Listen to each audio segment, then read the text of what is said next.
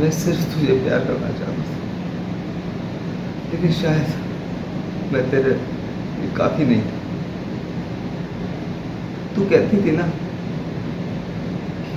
मैं तेरा सब कुछ हूँ, तो फिर तू क्यों दूसरों की आंखों में सुकून ढूंढने गई?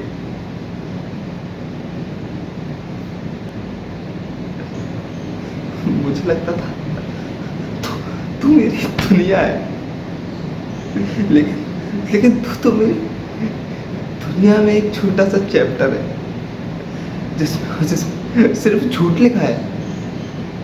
तू जब लेट रिप्लाई करती थी तो मैं सोचता था तू बिजी होगी, काम कर रही होगी, कुछ कर रही होगी। मैं तुझे समझने की कोशिश करता था, लेकिन मुझे क्या पता कि तू तू मुझे समझना ही नहीं चाहती और ना समझाना।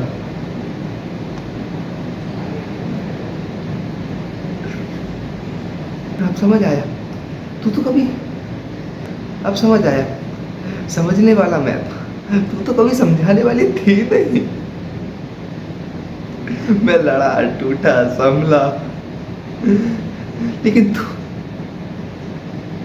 लेकिन तू तो किसी और की आंखों में खोई हुई थी, किसी और के प्यार में खोई हुई थी, डूबी हुई थी, लगी हुई थी। तू मेरी मोहब्बत थी, लेकिन मेरी किस्मत नहीं। आज मत मैं कभी रोऊंगा नहीं।